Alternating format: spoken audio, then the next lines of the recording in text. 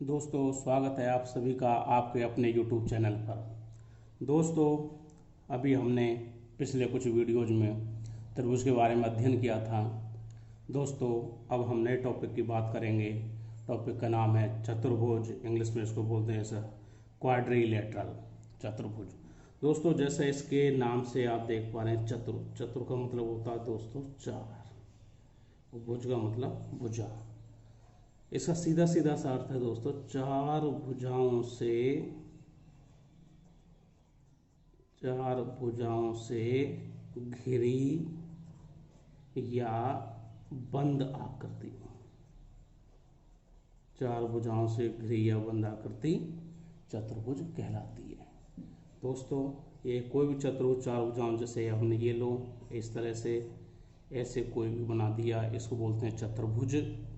इसका नामकरण ABCD। दोस्तों, आप देख पा रहे हैं चतुर्भुज के कुछ गुणधर्म में। देखिए, इसमें इंटरनली चार एंगल होते हैं, कोण A, कोण B, कोण C, कोण D। इस तरह दोस्तों आप देख पा रहे हो, इसमें चार तो आंतरिक कोण होंगे। दोस्तों, आपको पता होना चाहिए चार आंतरिक कोण होते हैं, चार भुजाएं होती हैं, इसमें चार शीर्ष होते हैं। चार भुजाएं दोस्तों देख पा रहे हैं, चार आंतरिक कोण और चार इसमें शीर्ष होते हैं दोस्तों। और अगर हमें आवश्यकता पड़ जाए कहीं पर तो इसके विकर्ण, आमने सामने शीर्षों मिलाने पर हमें इस तरह दो इसके विकर्ण प्राप्त होते हैं। दोस्तों, ये हमें ध्यान रखना है, कई बार हमें इनकी बहुत आवश्यकता पड़ती है। दोस्तों, एक नियम जैसे आपने त्रिभुज में देखा था कि त्रिभुज के तीनों आंतरिक कोणों का योग 180 डिग्री होता है। दोस्तों देखो, अगर हम केवल इसकी बात करें एक विकर्ण की, तो ये चतुर्भुज को दो हिस्सों में तोड़ देता है। दोस्तों देखो, एक त्रिभुज ये बन गया और दूसरा ये बन गया। अब त्रिभुज के आंतरिक कोणों का योग 180 मान लो इसका हुआ तो इसका भी 180 हुआ, तो कुल मिलाकर चतुर्भुज के चारों आंतरिक कोणों का योग कोण A, कोण B प्लस कोण C प्लस कोण D बराबर होगा दोस्तों 360, या चार समकोण के बराबर ये होते हैं। दोस्तों, ये हमें याद रखना है। चतुर्भुज की ये बेसिक प्रॉपर्टीज हैं। चार भुजाओं से घिरी आकृति चतुर्भुज होती है। इसके चार शीर्ष होते हैं, चार भुजाएं होती हैं, दो विकर्ण होते हैं, आंतरिक कोणों का योग 360 डिग्री या चार समकोण के बराबर होता है। अब दोस्तों हम बात करते हैं चतुर्भुज के प्रकार के बारे में बात करेंगे। दोस्तों पहला प्रकार है समलंब चतुर्भुज। समलंब चतुर्भुज को इंग्लिश में ट्रेपेजियम भी बोलते हैं। समलंब का मतलब है सम मतलब समान और लंब मतलब लंब, यानी कि जिस चतुर्भुज में सम्मुख भुजाओं का एक युग्म समान हो। जैसे कि ये देखिए, ये भुजाएं ये कैसे भी हो सकती है और ये भी कैसे भी हो सकती है। ये सम्मुख भुजाएं इसमें ये हैं ABCD, ये समांतर होंगी एक युग्म। इन दोनों की कोई आवश्यकता नहीं है, एक युग्म से ये नहीं हो तो ये हो, कोई भी एक युग्म समांतर हो, ऐसा चतुर्भुज कहलाता है समांतर समलंब चतुर्भुज, जिसमें सम्मुख मुख भुजाओं का एक युग्म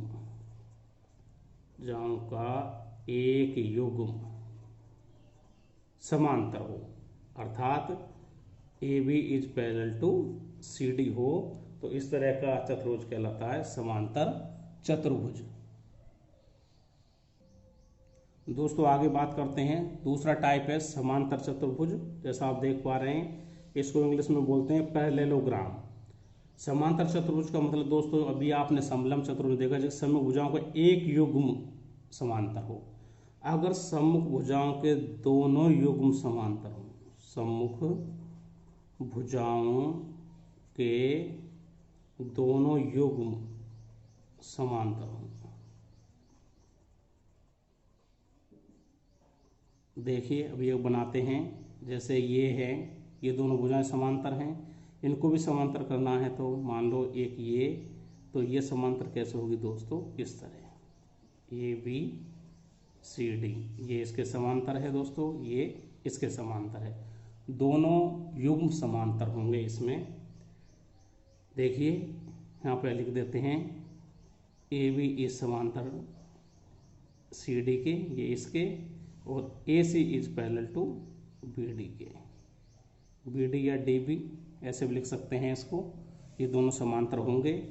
और दोस्तों एक चीज़ और होगी, ये समांतर देखो इसकी लंबाई यहाँ से यहाँ तक, इसकी इनकी लंबाइयाँ भी आपस में बराबर होती हैं। ए बी बराबर होगी सी डी के और ए सी बराबर होगी डी बी के।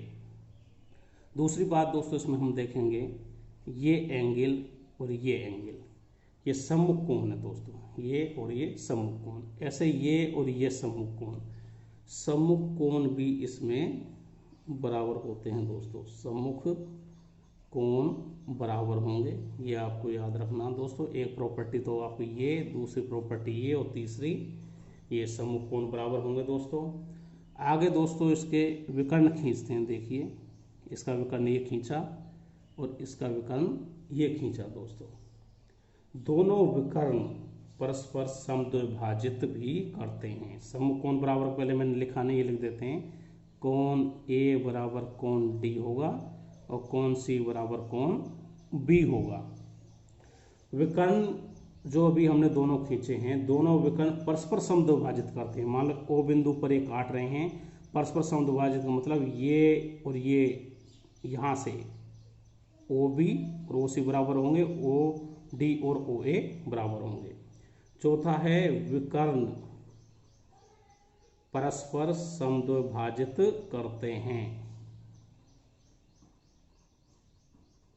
परस्पर समद्विभाजित करते हैं, अर्थात ए ओ बराबर ओ डी, ये पॉइंट इनको समद्विभाजित। ऐसे ही सी ओ बराबर ओ बी परस्पर समद्विभाजित करते हैं। दोस्तों अभी आपने यहाँ देखा समलंब चतुर्भुज में, से पहले हमने देखा था कि समलंब चतुर्भुज में भुजाओं का एक युग्म समांतर होना चाहिए, इसमें दोनों युग्म समांतर होना चाहिए।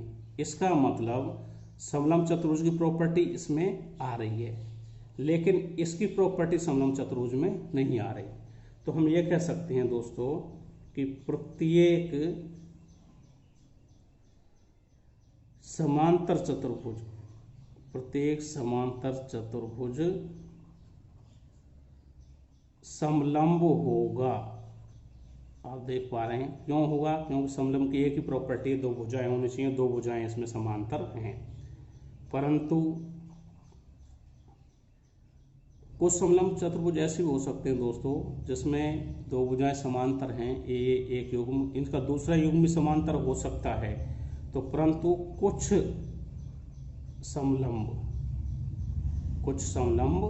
समांतर हो सकते हैं, कुछ समलंब चतुर्भुज क्या हो सकते हैं, समांतर हो सकते हैं विशेष परिस्थिति में। समांतर समलंब तो होगा ही, लेकिन समलंब की अगर दो भुजाएं और समांतर हो जाएं, इस तरह अगर हो जाता है तो वो भी समांतर होगा, लेकिन ऐसा कुछ ही परिस्थितियों में होगा, हमेशा ऐसा नहीं होगा।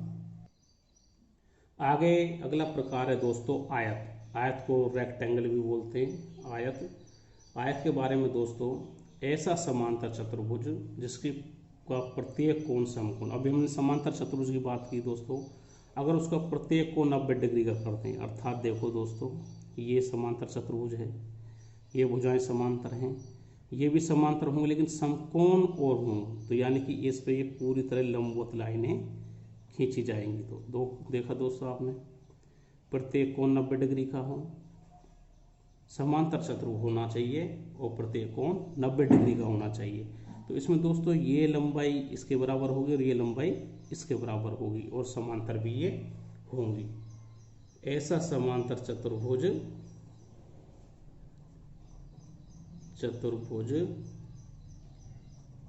जिसका प्रत्येक कोण समकोण हो।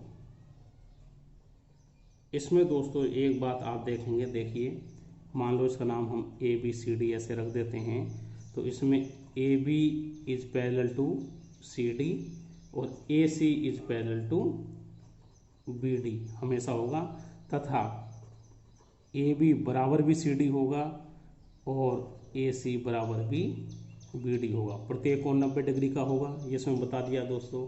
इस तरह अब दोस्तों इसमें हम देखते हैं ये परिभाषा में कहा था कि समांतर चतुर्भुज यानी कि आयत है, प्रत्येक आयत समांतर चतुर्भुज होगा, प्रत्येक आयत क्या होगा, समांतर चतुर्भुज होगा ही होगा, क्योंकि समांतर चतुर्भुज की प्रॉपर्टी सेटिस्फाई करा, सम्मुख भुजाओं के दोनों युग्म समांतर हैं। और क्या कहते हैं, समांतर चतुर्भुज आयत हो ये हमेशा सत्य नहीं है। समांतर चतुर्भुज आयत कब होगा, जब चारों कोण समकोण हो। अतः समांतर चतुर्भुज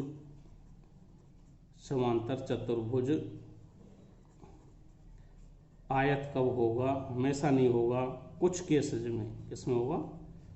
कुछ समांतर चतुर्भुज क्या हो सकते हैं, आयत हो सकते हैं। दोस्तों नेक्स्ट टाइप वर्ग को स्क्वायर भी लिखते हैं हम दोस्तों। अब देखिए वर्ग क्या होगा, अगर हम इस आयत आपने देखा इसकी लंबाई, ये लंबाई है आपस में बराबर है और चौड़ाई बराबर है, आमने सामने भुजाओं की इसमें लंबाई बराबर है, प्रत्येक कोण 90 डिग्री का। अगर हम इसकी चारों भुजाओं की लंबाई समान कर दें, ऐसा आयत जिसकी सभी भुजाओं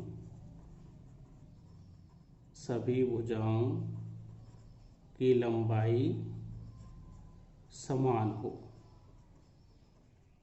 सभी भुजाओं की लंबाई समान हो, तो ऐसा कहलाता है दोस्तों वर्ग। जैसे कि देखिए ये देखिए दोस्तों,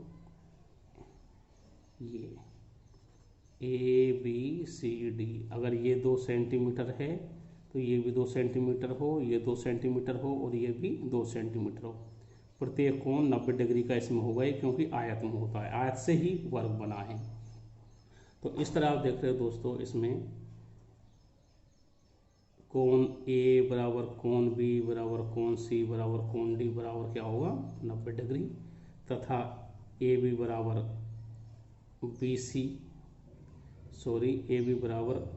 BD बराबर DC बराबर CA, चारों भुजाओं की लंबाई इसमें बराबर होंगी। इस प्रकार दोस्तों आप देख रहे हो कि प्रत्येक जो वर्ग होगा,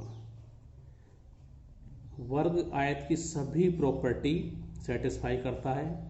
आयत के लिए आमने सामने भुजाओं की लंबाई समान होना चाहिए, इसमें सभी भुजाओं की लंबाई समान है तो आमने सामने की भुजाओं की लंबाई भी समान होगी, और प्रत्येक कोण समकोण है तो आयत की सभी प्रॉपर्टी ये संतुष्ट कर रहा है। अतः प्रत्येक वर्ग क्या होगा, आयत भी होगा। लेकिन आयत क्या होगा, कुछ आयत ऐसे होंगे जो वर्ग हो सकते हैं, कुछ हो सकते हैं, सभी नहीं होंगे।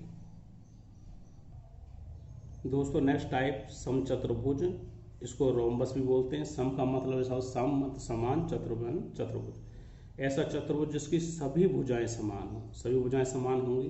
तो दोस्तों देखो इसकी डेफिनेशन के लिए, अभी आपने समांतर चतुर्भुज पढ़ा था, तो ऐसा समांतर चतुर्भुज जिसकी सभी भुजाओं की लंबाई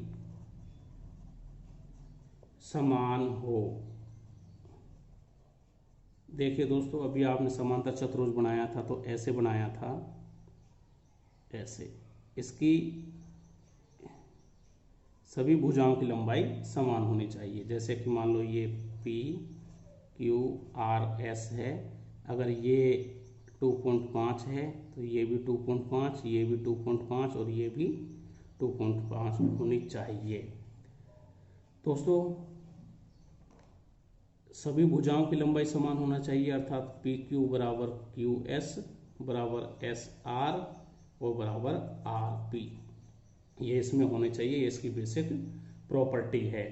दूसरी बात दोस्तों आप देख रहे हो, ये समचतुर्भुज है, अर्थात समांतर चतुर्भुज की प्रॉपर्टी तो ये सेटिस्फाई कर ही रहा है, लेकिन समांतर चतुर्भुज समचतुर्भुज हो ऐसा कुछ कंडीशंस में ही अप्लाई होगा। तो हम लिख सकते हैं दोस्तों कि प्रत्येक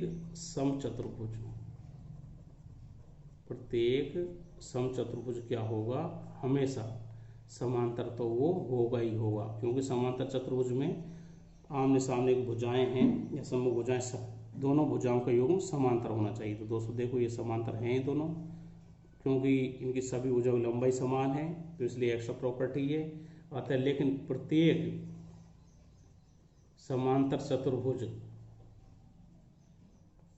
सम हो ऐसा आवश्यक, हमेशा आवश्यक नहीं है दोस्तों, हमेशा आवश्यक नहीं है ऐसा।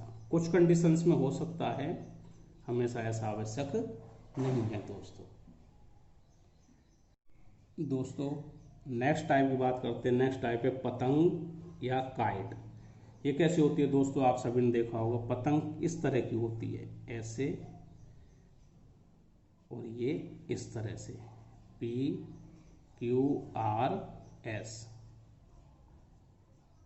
इस पतंग में दोस्तों ये भुजा इसके बराबर होती है और ये भुजा इसके बराबर होती है। तो इस पतंग में क्या होता है दोस्तों, सम्मुख, दोस्तों सॉरी सम्मुख नहीं, सम्मुख तो समांतर में होती, आसन्न, आसन्न भुजाएं बराबर होती हैं दोस्तों। आसन भुजाएं लंबाई में बराबर होंगी, अर्थात SR ये भुजा दोस्तों बराबर होगी RQ के, तथा PQ ये भुजा बराबर होगी इसके PS के।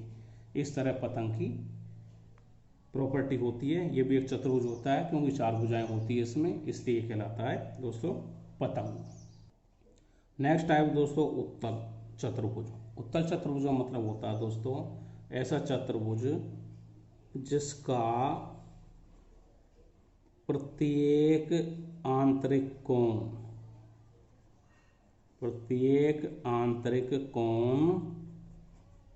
180 डिग्री से कम हो, 180 डिग्री से कम हो। कैसा होगा दोस्तों, देखिए 180 डिग्री से कम का मतलब जैसे ये है, देखिए ये सारे एंगल ही दोस्तों 180 डिग्री से कम हैं। इस तरह का चतुर्भुज कहलाता है उत्तल चतुर्भुज। दूसरा दोस्तों अवतल चतुर्भुज, ऐसा चतुर्भुज जिसका एक कोण कैसा हो दोस्तों, वृत्त कोण हो। वृत्त कोण का मतलब दोस्तों मैंने एक वीडियो में बताया था, जो ग्रेटर देन हो 180 डिग्री से, यानी 180 डिग्री से बड़ा कोण होता है वो वृत्त कोण कहलाता है दोस्तों। तो इस तरह का कैसे बनेगा दोस्तों चतुर्भुज, वो आप देखिए, जैसे कि ये देखिए दोस्तों ABC, ये आपका एंगल D। तो देखो दोस्तों ये एंगल 180 डिग्री से ज़्यादा है, बाकी 3 एंगल ये होंगे। इसमें एक बात और ध्यान रखने की दोस्तों, और चतुर्भुज जितने भी हैं उनके जब विकर्णों को, जैसे हम मान लो इसको मिलाते हैं तो दोनों विकर्ण चतुर्भुज के अंदर ही होते हैं, लेकिन इसमें देखिए पहला विकर्ण ये और दूसरा विकर्ण आप जैसे मिलाओगे ये बाहर, यानी कि एक विकर्ण तो क्या होगा दोस्तों इसका अंदर होगा चतुर्भुज के ही, और दूसरा क्या होगा दोस्तों, दूसरा बाहर होगा। ये इसकी बेसिक प्रॉपर्टी, इस आधार पर भी कई बार क्वेश्चन पूछ लिया जाता है, ये भी हमें दोस्तों ध्यान रखना है। दोस्तों नेक्स्ट बात करते हैं हम चतुर्भुज के परिमाप एवं क्षेत्रफल की। परिमाप का मतलब दोस्तों आप जानते हो, परिमाप का मतलब होता है पेरीमीटर, अर्थात चतुर्भुज की चारों भुजाओं का योग। तो चारों भुजाओं का योग कर देंगे हम, परिमाप मिल जाएगा। क्षेत्रफल की बात करते हैं। क्षेत्रफल मतलब होता है दोस्तों, क्षेत्रफल का मतलब एरिया। समलंब चतुर्भुज का क्षेत्रफल दोस्तों क्या होता है, समलंब चतुर्भुज आप जानते हो दोस्तों इस तरह का होता है, जिसकी एक सम्मुख भुजाओं का योग क्या होता है दोस्तों, एक सम्मुख भुजाएं समांतर होती हैं। तो इसमें क्या होगा दोस्तों, हाफ इंटू समांतर भुजाओं का योग, हाफ इंटू समांतर भुजाओं का योग इंटू एक गुना और होगा इसमें समांतर भुजाओं के बीच की दूरी, या उस समांतर भुजाओं के बीच की दूरी को हम हाइट भी बोलते हैं, या इसको हम बोल सकते हैं ऊंचाई। ये समांतर चतुर्भुज के क्षेत्रफल का सूत्र है, समलंब चतुर्भुज के क्षेत्रफल का सूत्र है दोस्तों। अब आते हैं समांतर चतुर्भुज की बात। दोस्तों आप जानते हो समांतर चतुर्भुज इस तरह का चतुर्भुज होता है जिसकी ये दोनों भुजाएं समांतर होती हैं और ये दोनों भुजाएं भी समांतर होती हैं। इसमें दोस्तों ये आधार या इसे आधार मानो या इनको आधार मानो, अगर हम इनको आधार मान के काम करते हैं तो ये लंबाई और ये लंबाई बराबर होती हैं। इसकी हाइट के लिए दोस्तों इससे यहाँ पर लंब डाला जाता है और ये होती है हाइट। तो समांतर चतुर्भुज क्षेत्रफल होता है दोस्तों आधार गुना ऊंचाई, ये इसका होता है दोस्तों। अब बात करते हैं दोस्तों आयत की परिमाप। आप जानते हो दोस्तों, अभी बताए हो, आयत के आमने सामने भुजाओं की लंबाई बराबर होती है। अगर लंबाई L है, ऊंचाई B है या चौड़ाई B है, ये आपका आयत है ABCD, ये B है तो ये भी B होगा, ये L है तो ये भी L होगा। सभी को जोड़ेंगे दोस्तों, देखो 2 बार L आएगा, 2 बार B आएगा, तो परिमाप हो जाएगा 2 टाइम ऑफ लंबाई प्लस चौड़ाई। क्षेत्रफल की बात करेंगे दोस्तों, क्षेत्रफल होगा इसका, या इसको आप 2 L क्रॉस B भी लिख सकते हैं, सॉरी 2 L प्लस B है, ये ऐड है। क्षेत्रफल के लिए क्या होता है दोस्तों, ये लंबाई है, अगर इस लंबाई को हम यहाँ से उठा के इस लाइन को यूँ पूरा ले जाएं यहाँ तक तो पूरा आयत कवर हो जाएगा। कितना ले जाएंगे B, तो क्षेत्रफल हो जाएगा दोस्तों लंबाई गुना चौड़ाई,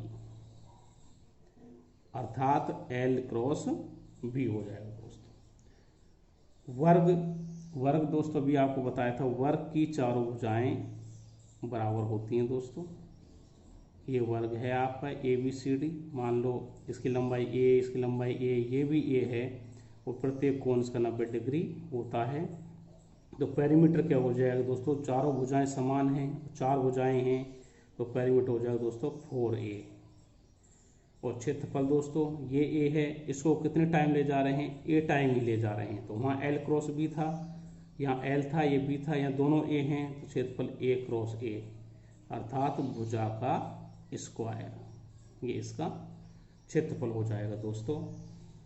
आगे बात करते हैं दोस्तों हम समचतुर्भुज की। समचतुर्भुज का क्षेत्रफल दोस्तों देखो, समचतुर्भुज को बताया था इस तरह होता है समचतुर्भुज दोस्तों, जिसकी चारों भुजाएं देखिए, चारों भुजाओं की लंबाई बराबर होती है और ये आमने सामने की भुजाएं समांतर होती हैं, ये समांतर हो जाएंगे दोस्तों ABCD। इसका क्षेत्रफल निकालने के लिए दोस्तों हमें क्या करना है, डायगोनल देखना है।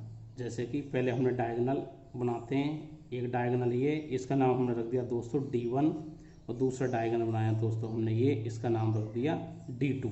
डायगोनल मतलब विकर्ण, 2 विकर्ण हो गए दोस्तों इसके, D1 और D2। अब दोस्तों इसका क्षेत्रफल निकालने के लिए, क्षेत्रफल होता है दोस्तों इसका समचतुर्भुज का half into D1 into D2। हमें विकर्ण निकालने हैं, विकर्ण निकाल के हम दोस्तों इसका half into D1 into D2 formula लगा के क्षेत्रफल ज्ञात कर लेते हैं। दोस्तों नेक्स्ट हम एक समांतर चतुर्भुज की प्रॉपर्टी के बारे में देखेंगे। दोस्तों समांतर चतुर्भुज देखिए, ये समांतर चतुर्भुज हम बनाते हैं यहाँ पर एक, ये हमारा समांतर चतुर्भुज है। देखिए समांतर चतुर्भुज ABCD, इसके विकर्ण बनाते हैं दोस्तों। ये देखिए, ये हमने इसके विकर्ण बना दिए दोस्तों। अगर समांतर चतुर्भुज के यहाँ से आप देखिए समांतर चतुर्भुज है और इसके क्या हों विकर्ण, विकर्ण अगर देखिए बराबर हैं, कैसे हों, विकर्ण बराबर हों तो वो समांतर चतुर्भुज क्या होगा, आयत होगा, यानी आयत में ही विकर्ण बराबर होते हैं। अगर विकर्ण लंबवत हों, यहाँ पे देखिए विकर्ण लंबवत हों तो वो बनेगा समचतुर्भुज। ये विकर्ण आपस में अगर ये एंगल 90 डिग्री का बना ले तो ये बनेंगे समचतुर्भुज। अगर समचतुर्भुज के विकर्ण देखिए बराबर भी हैं, लंबवत भी हैं, दोनों प्रॉपर्टी हैं, तो दोस्तों वो बनेगा वर्ग। वो क्या बन जाएगा दोस्तों, वर्ग बन जाएगा। नेक्स्ट दोस्तों बात करते हैं मध्य बिंदु प्रमेय, मिड पॉइंट थ्योरम। दोस्तों ये थ्योरम वैसे त्रिभुज की है, ट्रायंगल की, लेकिन आप देख रहे हैं कि चतुर्भुज को भी अगर विकर्ण से हम काट दें तो वो भी एक त्रिभुज बनता है। इसलिए इस प्रॉपर्टी का यूज हम चतुर्भुज में भी कहीं ना कहीं करेंगे, इसलिए आपको बताना जरूरी है। इस मध्य बिंदु प्रमेय का मतलब है दोस्तों, अगर कोई त्रिभुज है, ये देखिए त्रिभुज, इस त्रिभुज की भुजाओं के मध्य बिंदुओं को मिलाने वाला रेखाखंड, देखिए जैसे ये है ए बी सी, इसके मध्य बिंदु ये और ये मध्य बिंदु, इसको अगर हम मिला दें, ये मिला दिया तो नया बन गया दोस्तों A B C D E. ये जो मध्य बिंदु को मिलाने वाला रेखाखंड हमें डी ई प्राप्त हुआ, ये इसके पैरेलल होगा, सामने वाली भुजा के समांतर होगा और इसका ये आधा होगा। त्रिभुज की भुजाओं के मध्य बिंदु, मैं शॉर्ट में लिखा हूं दोस्तों, आप समझ लेना, मध्य बिंदुओं को मिलाने वाला रेखाखंड, मिलाने वाला रेखाखंड क्या होता है दोस्तों, तीसरी भुजा के दोस्तों एक तो समांतर होगा और तीसरी भुजा से दोस्तों आधा भी होगा, अर्थात DE is parallel to BC and DE is half of BC, यानी BC का ये आधा भी होगा। दोस्तों नेक्स्ट प्रॉपर्टी की बात करते हैं। देखिए कोई चतुर्भुज है दोस्तों, प्रॉपर्टी नंबर 1 आप लिखते रहिए, समझते रहिए। ये चतुर्भुज है ABCD, इसका एक डायगोनल D डायगोनल है और दूसरा डायगोनल ये है, डायगोनल BD और दूसरा AC। ये दोनों O पर काटते हैं, यहाँ से यहाँ तक जो डायगोनल हिस्सा है ये, इसकी लंबाई A, इसकी लंबाई है B। ये किसी भी चतुर्भुज की बात कर रहे हैं हम दोस्तों। ये B से O तक की लंबाई C और यहाँ से की लंबाई D है। अब दोस्तों देखो इस डायगोनल की बात करते हैं हम, इस वाले की। ये जो डायगोनल है, इसने इस त्रिभुज को दो हिस्सों में बांट दिया दोस्तों। देखो एक तो ये है दोस्तों, देखो, और दूसरा ये वाला हिस्सा है। अब देखिए दोस्तों, अगर इसका एरिया और इस एरिया के अनुपात की बात करें, एरिया ऑफ त्रिभुज ABD, इसका एरिया अपॉन त्रिभुज नीचे वाला जो त्रिभुज है, इसका त्रिभुज BCD का एरिया बराबर क्या हुआ दोस्तों। इसमें आप देखिए दोस्तों, इस त्रिभुज में ऊपर वाला त्रिभुज है, इस डायगोनल ने तो इसको दो हिस्सों में बांटा है। इसके अलावा जो डायगोनल है, इसमें इसकी हाइट कितनी आ रही है दोस्तों A, और इस वाले में कितनी आ रही है B। तो इनका अनुपात इसके एरिया के अनुपात के बराबर होता है। ये ऊपर A और नीचे ये B। इस प्रकार दोस्तों आप इस डायगोनल के रेस्पेक्ट में बात करिए, ये वाला डायगोनल, ये त्रिभुज को दो हिस्सों में तोड़ता है। एक त्रिभुज ये है दोस्तों देखिए, और दूसरा त्रिभुज ये है। तो ऐसे ही हम इस एरिया ऑफ इस वाले त्रिभुज की बात करें, ABD, ABC है दोस्तों, ये इधर वाला त्रिभुज ABC अपॉन एरिया ऑफ त्रिभुज ADC बराबर क्या होगा दोस्तों। इधर देखिए इस विकर्ण ने तो उनको अलग अलग किया है, इसके बाद में इसमें इस विकर्ण की हाइट कितनी है दोस्तों C, और इसकी कितनी है यहाँ से यहाँ तक D। इस प्रकार किसी भी चतुर्भुज के किसी विकर्ण द्वारा दो हिस्सों में बांटने पर उसमें त्रिभुज बनते हैं जो दो, उन दोनों का अनुपात इस तरह से डिसाइड होता है। दोस्तों नेक्स्ट प्रॉपर्टी की बात करेंगे, प्रॉपर्टी नंबर 2। दोस्तों अगर कोई चतुर्भुज है, देखिए इसे समझिए, एक चतुर्भुज है और इसकी भुजाओं के मध्य बिंदुओं को मिलाने पर, कोई चतुर्भुज दोस्तों आप ले लीजिए, जैसे मान लो ये चतुर्भुज आपने ले रखा है, ले लो, कोई भी चतुर्भुज की बात की जा रही है दोस्तों, इसके भुजाओं के मध्य बिंदु, इसका मध्य बिंदु ये और ये, इनको मिलाया आपने दोस्तों, देखो मिला दिया। मिलाने पर क्या बनता है दोस्तों, समांतर चतुर्भुज बनता है। क्या बनेगा दोस्तों, समांतर चतुर्भुज। अगर इसके विकर्ण समकोण पर और काटते हो दोस्तों, अगर इसका ये विकर्ण है और इधर ये विकर्ण है, अगर ये समकोण पर और काटें तो ये आकृति क्या बनेगी, आयत बनेगी। ये दोस्तों प्रॉपर्टी है, क्वेश्चन में कई बार पूछी जाती है, इसलिए इसको ध्यान रखना है। बहुत अच्छी प्रॉपर्टी है दोस्तों। नेक्स्ट प्रॉपर्टी में दोस्तों प्रॉपर्टी नंबर 3 देखिए, कोई भी एक चतुर्भुज है दोस्तों, दिया हुआ है ABCD और इसका विकर्ण है, एक विकर्ण की लंबाई है D। तो इसका क्षेत्रफल हम कैसे ज्ञात करेंगे दोस्तों। देखिए यहाँ से हम इस भुजा पर लंब डालते हैं, डाल दिया लंब, और मान लो इसकी हाइट है H1, ऐसे ही इससे इस भुजा पर लंब डालते हैं दोस्तों, ये लंब डाला और उसकी हाइट है h2। तो देखिए ये दो त्रिभुजों में डिवाइड हो रहा है, इधर का त्रिभुज अलग है, ये त्रिभुज अलग है। क्षेत्रफल ज्ञात करने के लिए इन दोनों का हम ऐड कर सकते हैं। पहले वाले त्रिभुज का क्षेत्रफल half into D into h1 plus दूसरे का हाफ इंटू डी सेम है दोनों का, इंटू h2 बराबर होगा दोस्तों हाफ डी कॉमन ले लेंगे h1 प्लस h2। इस तरह हम इसका क्षेत्रफल ज्ञात कर सकते हैं दोस्तों। नेक्स्ट प्रॉपर्टी नंबर 4 दोस्तों देखिए, अगर कोई चतुर्भुज है, ये ABCD आप चतुर्भुज देख पा रहे हैं, ये C है ABCD, इसके दोस्तों ये एंगल X है और ये एंगल Y है। अगर इसकी इस भुजा को हमने आगे बढ़ाया तो आप जानते हो ये बहिष्कोण बनता है, बाहरी कोण, ये बीटा है, और इसकी इस भुजा को बढ़ाया तो ये कोण है एल्फा। इस स्थिति में दोस्तों हमेशा क्या होता है, देखो दोस्तों आप देख पा रहे हैं, अगर ये कोण x है दोस्तों, ये कोण x है और ये कोण है y, इस कंडीशन में हमेशा ये दूसरे हैं, इन दोनों का योग आपको दिया हुआ दोस्तों x प्लस y बराबर होगा दोस्तों, ये जो बाह्य कोण बने हैं एल्फा प्लस बीटा, ये हमेशा होता है। ये ध्यान रखना दोस्तों, जैसे इन दोनों की बात की जा रही है आंतरिक कोणों की, तो इन दोनों के छोड़ के जो एंगल बचे हैं उनके बहिष्कोण की बात की जाएगी। ये होता क्यों दोस्तों, देखिए ये स्ट्रेट लाइन है सरल रेखा, अगर ये कोण बीटा है तो दोस्तों ये वाला कोण, इधर वाला कोण कितना होगा 180 माइनस बीटा, और ये अगर एल्फा दोस्तों, ये अंदर वाला कोण ये कितना होगा दोस्तों 180 माइनस एल्फा। आप जानते हो दोस्तों चतुर्भुज के चारों अंत कोणों का योग 360 होता है, तो दोस्तों इनको जोड़िए, x प्लस वाई प्लस ये कितना दोस्तों 180 माइनस एल्फा प्लस ये दोस्तों कितना है 180 माइनस बीटा बराबर कितना होना चाहिए 360। अब देखो दोस्तों 180 और 180 360 होते, इससे 360 से 360 कट गया, और x प्लस वाई बराबर ये माइनस एल्फा में इनको धर ले जाएंगे तो हो गया एल्फा प्लस बीटा। दोस्तों इस प्रकार की प्रॉपर्टी होती है, बहुत इंपॉर्टेंट है, कई बार इसके ऊपर क्वेश्चन भी पूछा जाता है।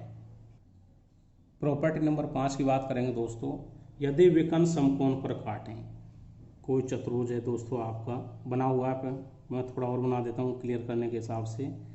ये मान लो ABCD, ये आपका कोई चतुर्भुज है, इसके विकर्ण हैं दोस्तों ये अगर ये समकोण पर काटें तभी बात करनी है। अगर समकोण पर काटें तो दोस्तों इसमें क्या होता है, आमने सामने की भुजाओं का स्क्वायर का योग दूसरी जो भुजाएं हैं उनके स्क्वायर के योग के बराबर होता है। कैसे होता है दोस्तों, देखिए जैसे आमने सामने भुजाएं ये हैं, अर्थात BC का स्क्वायर प्लस इसके सामने कौन सी है AD का स्क्वायर बराबर क्या होगा दोस्तों, इन दोनों की भुजाओं का स्क्वायर CD का स्क्वायर प्लस AB का स्क्वायर। ये दोस्तों हमें याद रखना है, बहुत इंपॉर्टेंट है, बहुत अच्छी प्रॉपर्टी है। प्रॉपर्टी नंबर 6 दोस्तों देखो, अगर कोई चतुर्भुज है दोस्तों, देखो इस तरह से है ABCD, ये चतुर्भुज है, और दोस्तों अगर आपको ये पता हो इसके विकर्ण हैं, जो इसके विकर्ण, एक विकर्ण मान लो दोस्तों ये है और दूसरा विकर्ण ये है, ये D1 और ये D2, अगर ये एंगल थीटा पर काटते हैं, इन दोनों के बीच में एंगल क्या हो थीटा कुछ भी हो सकता है, तो इसका एरिया निकालने के लिए, क्षेत्रफल निकालने के लिए जो सूत्र है वो दोस्तों हाफ इंटू D1 मतलब पहला विकर्ण क्या है विकर्ण 1, और D2 मतलब ये दूसरा विकर्ण है दोस्तों, ये D1 इंटू D2, और एंगल जो थीटा है इसका लिया जाएगा साइन थीटा। इस तरह हम इसका क्षेत्रफल ज्ञात कर सकते हैं। अगर हमें दो विकर्णों के बीच में एंगल पता चल जाए तो हम इस तरह इसका क्षेत्रफल भी ज्ञात कर।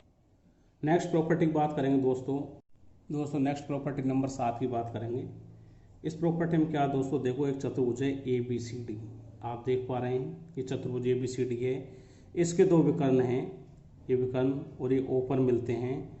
अगर हम इनमें देखिए, इन विकर्णों ने दोनों ने चतुर्भुज को 4 हिस्सों में डिवाइड किया, यानी 4 त्रिभुजों में, तो इसका एरिया अगर A1 है, इसका एरिया अगर A2 हो, इसका एरिया A3 और इसका A4 हो, इस तरह अगर ये चारों ट्राइंगल्स के, चारों त्रिभुजों के एरियाज हों तो इनके बीच में दोस्तों एक रिलेशन होता है। रिलेशन क्या होता है दोस्तों, देखिए आमने सामने जो त्रिभुज हैं इनके एरिया का गुना इन दोनों के गुना के बराबर होता है। कैसे दोस्तों, देखिए A2 इसका गुना इसके साथ A4 बराबर हो दोस्तों इन दोनों का गुना A1 गुना A3। इसको हम ऐसे भी लिख सकते हैं दोस्तों, A4 अपॉन A3 बराबर A1 अपॉन A2। A2 को उधर ले आए, A3 को इधर ले आए। ये भी एक इम्पोर्टेंट रिलेशन होता है। दोस्तों आज के वीडियो में इतना ही। नेक्स्ट वीडियो में हम इससे रिलेटेड कुछ क्वेश्चंस करेंगे। दोस्तों आपको हमारा वीडियो कैसा लगा हमें ज़रूर बताइए, हमें कमेंट्स भी कीजिए जिससे हम आपके लिए और बेहतर कर सकें। और दोस्तों वीडियो को देख के इसका फ़ायदा उठाइए और स्टूडेंट्स भी इसका फ़ायदा उठा सकें, इसलिए दोस्तों चैनल को लाइक करिए, सब्सक्राइब करिए। और दोस्त जो भी आपकी एडवाइस जो हमें ज़रूर बताइए। बहुत बहुत धन्यवाद।